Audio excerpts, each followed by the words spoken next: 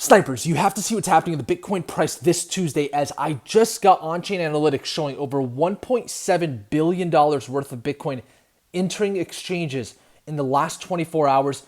Why is this significant? Well, there are two things I want to talk about today, Snipers. Smash the like button for the YouTube algorithm if you support these four-dimensional updates. But number one is the fact that Bitcoin is coming onto exchanges most likely because the Luna Foundation is trying to get the UST stablecoin back to $1. It is currently depegged from the US dollar from an outside entity. They are saying it's Citadel, whatever it might be. But the point is that the UST stablecoin is depegged right now, and this is an $18 billion stablecoin, so it does matter. And Luna has purchased $3 billion worth of Bitcoin, put it into its reserves, and has now withdrew that Bitcoin. We don't know if they've sold that Bitcoin yet. And so until we get the UST stablecoin back to $1, we have to practice caution.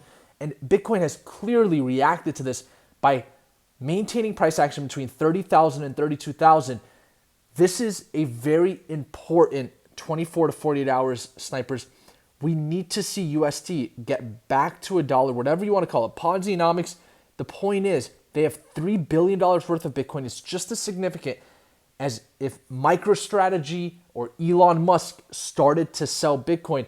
And so we have to practice caution between this range of 30,000 and 32,000. If we see a sell-off, we have to expect 25,000 on the table. But I do expect this to be a great place to be dollar cost averaging long-term positions for Bitcoin. Just be very careful with leveraged positions just in case Luna starts to sell off Bitcoin. But we do have some great news, Snipers. The NASDAQ closed its first green daily candle since coming below the 600-day moving average. Why is this significant? Well, we're expecting the NASDAQ to stall out here and eventually find some momentum back to the upside and reverse at the 600-day moving average, just like it did in 2020. And so the fact that it closed a green daily candle for the first time since coming below the 600-day moving average is a very positive sign.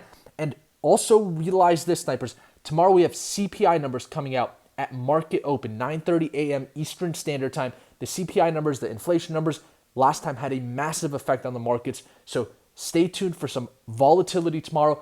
Especially do not trade during that hour when the announcement is made, because we could see a fake out to the upside and then a drop, or a drop and then a fake out to the upside, whatever it might be. So a lot of volatility to expect tomorrow, Snipers. And I will mention this. We will continue to monitor the ongoing situation with UST, because as long as it's depegged from the US dollar, Do Kwon is going to find some way to try to get it back to $1. And one of those ways is potentially selling off Bitcoin, and we'll call it quantitative easing, right? Do Kwon, quantitative easing. And so we'll continue to monitor it, but Luna taking a major hit from this. You can see it's down, I would even just say from the monthly open to where it's at right now, almost 85% because of this. And so very important to keep this on your radar right now until it's pegged back to the dollar. Doesn't matter what you think about the situation, Ponzi-nomics, whatever it might be. The fact is they have $3 billion worth of Bitcoin that they purchased, and that's not in their wallet anymore. And we don't know where that Bitcoin is. We know $1.7 billion just entered exchanges. Could that be some potential Bitcoin to be sold off into the open market? Who knows? This is a lot of sell pressure. So we have to monitor this. We want it to get back to $1 so that we do not have to worry about Do Kwon and his quantitative easing. And so with that being said, I will say the DXY is still calm. That's what we want to see. We haven't seen any crazy volatility back to the upside, but I wouldn't say it's started a reversal, so we need to continue monitoring the DXY. S&P 500, just like the NASDAQ, closed its first green daily candle since breaching into new lows. So that's one positive thing. And so we'll continue to monitor that. But what I will say for Bitcoin, once again, Snipers, the range that we're in is not 32,000 to 30,000. That's just Elon Musk and Michael Saylor's average entry that we talked about a few days ago before Bitcoin got to this level. But the range resistance is 35,000. The support is 25,000. So a lot of volatility to expect in this range. The reason we probably stalled out right now is because of what's happening with UST. Maybe they are starting to sell some Bitcoin, because as soon as Bitcoin came to 30,000, that's when we started to see the UST stablecoin get depegged. And since then, it's got stuck inside of this range. And as Bitcoin has been going up, it's been repegging itself. But then when Bitcoin comes down, it depegs again. And so it's really a complicated situation that we need to continue to monitor. I think that it could certainly have an effect on the cryptocurrency market.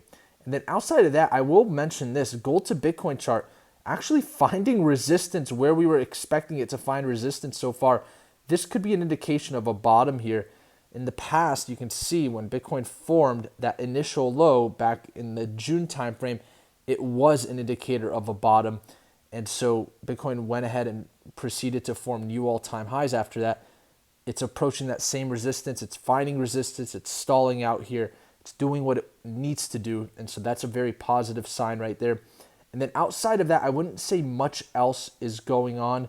MicroStrategy closed the day up 2.95%. That's a very good sign. Starting to see some of these crypto-centric, or at least one of the biggest public companies holding crypto, doing well in the equity markets. Coinbase sold off after their earnings. They reported low earnings, of course. We're not in a bull market, so year over year they were down, and they sold off over 10% in after-hours trading. But outside of that, today was a quite calm day. I mean, since the UST stablecoin is depegged, everything has just kind of stopped. It's been kind of weird. So I think that this is one of the most important things to monitor in the next 24 to 48 hours. I'd love to hear your guys' thoughts in the comments below about what's going on. I think that the best solution at this point is that UST gets back to $1. We've seen many stablecoins get depegged in the past, and they eventually return back to $1. But the question is, what measures is the Luna Foundation going to take to get that peg back to $1? Is it going to include selling off Bitcoin in the open market? If that's the case, it could have effect on the Bitcoin price to break below 30,000. We know there's a huge buy wall at 30,000, but this is also a very large entity. So let's see what happens.